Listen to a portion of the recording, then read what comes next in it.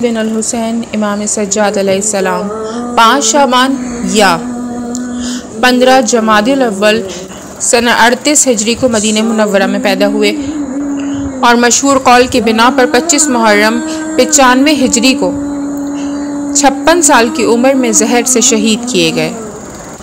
آپ واقع کربلا میں 23 سال کے تھے۔ آپ کا روضہ مبارک جنت البقیع میں امام حسن علیہ السلام کے پہلو میں ہے۔ آپ کا زمانہ امامت 35 سال ہے۔ آپ نے امویوں کا ظلم و ستم سے بھرپور زمانہ یزید سے عبد الملک تک دیکھا۔ امام سجاد نے اپنی زندگی میں بڑے مصائب و آلام جھیلے۔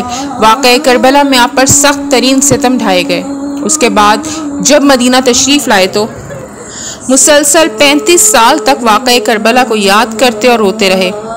حالت یہ تھی کہ آنسو بہاتے تھے اور فرماتے تھے، فرزند رسول بھوکا قتل کیا گیا، فرزند رسول پیاسا قتل کیا گیا۔ ایک دن ان کے غلام نے پوشیدہ طریقے پر آپ کو دیکھا کہ سجدے میں ہیں اور رو رہے ہیں۔ عرض کی، کیا غم ختم ہونے کی گھڑی نہیں آئی؟ امام نے اس سے فرمایا، تف ہے تیرے اوپر، تیری ماں تیرے سوگ میں بیٹھے۔ حضرت یعقوب علیہ السلام کے 12 فرزند تھے، ایک گم ہو گیا تو روتے تھے اور کہتے تھے، افسوس ہے یوسف کے جان پر، اور اتنا روئے کہ غم سے آنکھیں سفید ہو گئیں اور وہ غصے میں بھرے رہتے تھے۔ اور میں نے تو نزدیک سے اپنے باپ اور رشتہ داروں کا سر کٹتے دیکھا، کیسے گریہ نہ کروں۔ حضرت سید الساجدین کا حجاز والوں کے دل میں جو مرتبہ اور معنوی مقام تھا، اس کی وجہ سے ولید بن عبد الملک کی حکومت کے زمانے میں حشام بن عبد الملک نے آپ کو قتل کرنے کی سازش تیار کی۔ اس نے اپنے چند رازداروں کے ذریعے آپ کو زہر دیا اور آپ صاحب فراش ہو گئے۔ کسی علاج سے فائدہ نہ ہوا اور شہادت ہو گئی۔ بعض روایات میں ہے کہ حشام بن عبد الملک چھٹا اموی خلیفہ کے زہر سے شہادت ہوئی، اور یہ قول تاریخی اعتبار سے صحیح معلوم ہوتا ہے۔ یہ بھی ممکن ہے کہ آپ کو حشام کی ریشہ دوانی سے اس کے بھائی عبد الملک نے زہر دیا ہو اور دونوں ہی اس جرم میں شریک ہوں۔ امام محمد باقر علیہ السلام فرماتے ہیں کہ جب میرے بابا کا وقت وفات قریب آیا تو مجھے اپنے سینے سے لپٹا لیا اور فرمایا، پیارے بیٹے، کسی ایسے پر ظلم کرنے سے بچو جس کا مددگار خدا کے سوا کوئی نہ ہو۔